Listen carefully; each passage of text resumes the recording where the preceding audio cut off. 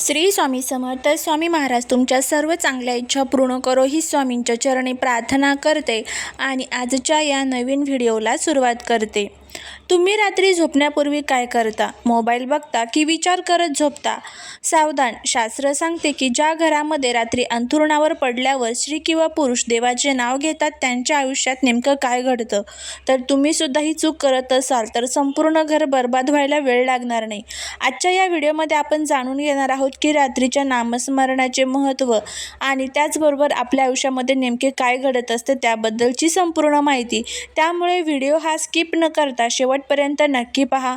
जर तुम्ही या चॅनलवरती नवीन असाल तर चॅनलला सबस्क्राईब करा आणि असेच माहितीपूर्ण नवनवीन व्हिडिओ पाहण्यासाठी बेल आयकॉनलाही प्रेस करा, म्हणजे जेव्हा कधी मी नवीन व्हिडिओ अपलोड करेल त्याचं नोटिफिकेशन सर्वात अगोदर तुम्हाला भेटेल आणि तुम्ही एक पण व्हिडिओ मिस करणार नाही.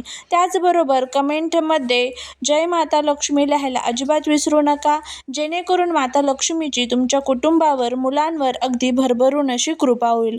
दिवसभर आपण अनेक लोकांशी बोलतो, कामाचा ताण घेतो आणि नकळत आपल्या मनात नकारात्मक विचार घर करतात. जेव्हा आपण रात्री झोपतो तेव्हा आपले अंतर्मन सर्वात जास्त सक्रिय असते. झोपण्यापूर्वी घेतलेले देवाचे नाव तुमच्या घरात आणि शरीरात एक ऊर्जा निर्माण करतात. ज्यांना रात्री भीती वाटते किंवा वाईट स्वप्ने पडतात त्यांच्यासाठी नामस्मरण हे एका संरक्षण कवचासारखे काम करते. तुम्ही कधी विचार केला आहे का, फक्त देवाचे नाव घेतल्याने खरंच आयुष्य बदलू शकतं का? घरात शांतता, मनात समाधान, संकटांपासून संरक्षण हे सगळं फक्त नामस्मरण केल्याने मिळू शकतं का? तर हो, नक्कीच. याबद्दलचीच माहिती आपण घेऊया. नामस्मरण म्हणजे देवाचे नाव श्रद्धेने, भक्तिभावाने आणि एकाग्रतेने वारंवार उच्चार करणे किंवा मनात स्मरण करणे. उदाहरणार्थ, राम, श्रीराम, जय जय राम, ओम नमः शिवाय, श्री गणेशाय नमः, विठ्ठल विठ्ठल. आपल्या संत परंपरेत नामस्मरणाला अत्यंत मोठे स्थान देण्यात आलेले आहे. संत तुकाराम महाराजांनी अभंगामधून नाममहिमा सांगितलेली आहे. संत ज्ञानेश्वर महाराजांनी ज्ञानेश्वरीतून नामभक्तीचा मार्ग दाखवला. संत नामदेव यांनी विठ्ठल नामाचा जप करून लोकांना भक्तीचा सोपा मार्ग दाखवला. त्यांच्या मते नामात परमेश्वर वास करतो. नामस्मरणाचे आध्यात्मिक महत्त्व बघायला गेलं तर मन शुद्ध होते. देवाचे नाव घेतल्याने मनातील नकारात्मक विचार कमी होतात. धर्मग्रंथांनुसार नामस्मरणाने पूर्वजन्मीच्या आणि या जन्मातील पापांचा क्षय होतो. घरात सकारात्मक ऊर्जा निर्माण होते. घरात देवाचे नाव घेतले की वातावरण पवित्र बनते. अनेक भक्त सांगतात की संकटाच्या वेळी देवाचे नाव आठवल्यावरती मार्ग मिळतो.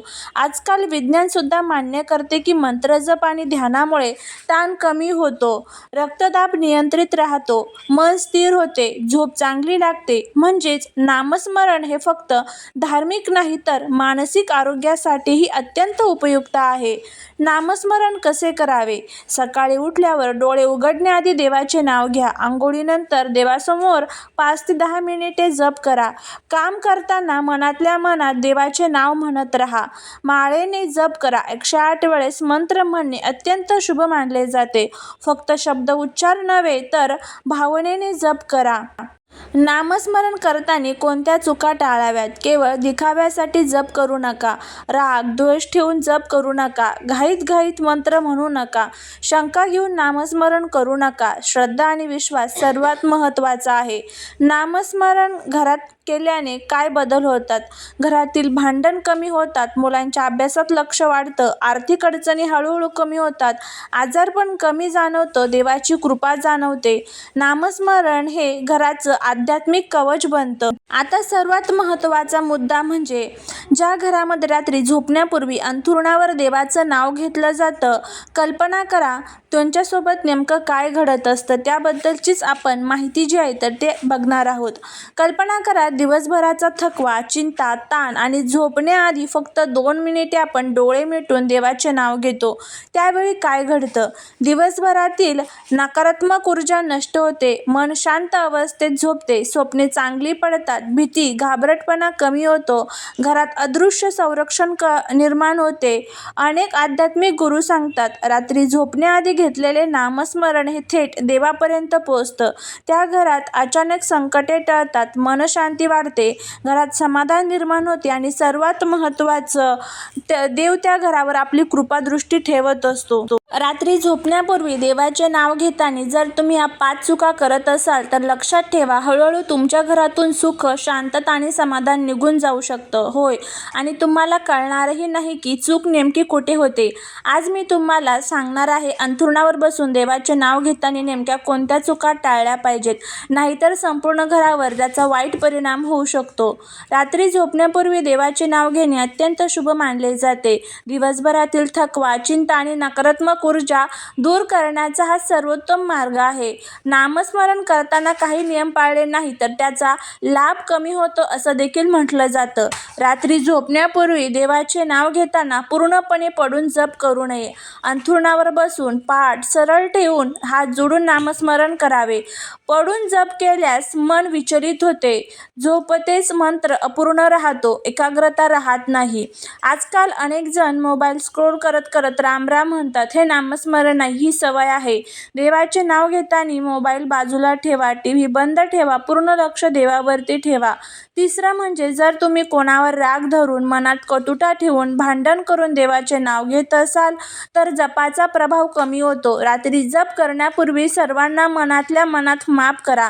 देवाला सांगा, आज दिवसभरात काही चूक झाली असेल तर क्षमा करा.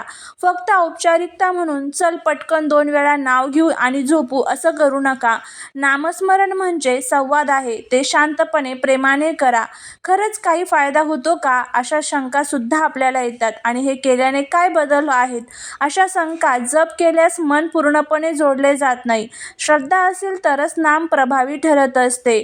जर या चुका टाळल्या नाही तर काय होऊ शकते, हळूहळू घरातील वातावरण ताणवले राहू शकते, भांडण वाढू शकतात, मुलांमध्ये चिडचिड वाढू शकते, झोप नीट लागू शकत नाही, मानसिक अस्थिरता वाढू शकते. हे देव शिक्षा देतो म्हणून नाही, तर चुकीच्या पद्धतीमुळे मन शुद्ध होत नाही म्हणून. नामस्मरण योग्य केले तर घर सुरक्षित होते, चुकीने केले तर त्याचा परिणाम नक्कीच आपल्यावरती कमी होतो. रात्री झोपण्यापूर्वी अंथरुणावर नीट बसून घ्या, हात जोडून डोळे मिटा, 2 ते 5 मिनिटे शांतपणे देवाचे नाव घ्या. दिवसभराबद्दल कृतज्ञता व्यक्त करा, नंतर शांतपणे झोपा. रात्री झोपण्यापूर्वी घेतलेले देवाचे नाव म्हणजे घरासाठी आध्यात्मिक संरक्षण कवच असते. पण जर आपण त्यामध्ये निष्काळजीपणा केला तर त्या कवचात छिद्र निर्माण होते. आजपासून ठरवा, रात्री देवाचे नाव घेताना पद्धतीने घ्यायचे. आणि जर तुम्ही आजपासून ही सवय सुरू करणार असाल तर कमेंटमध्ये लिहा, आजपासून नामस्मरण नक्कीच सुरू करू आणि व्यवस्थित करू. ज्या घरामध्ये रात्री झोपण्यापूर्वी देवाचे नाव घेतले जात नाही तिथे लगेच काही वाईट घडतं का, याबद्दल सुद्धा आपल्याला जाणून घ्यायचं असतं.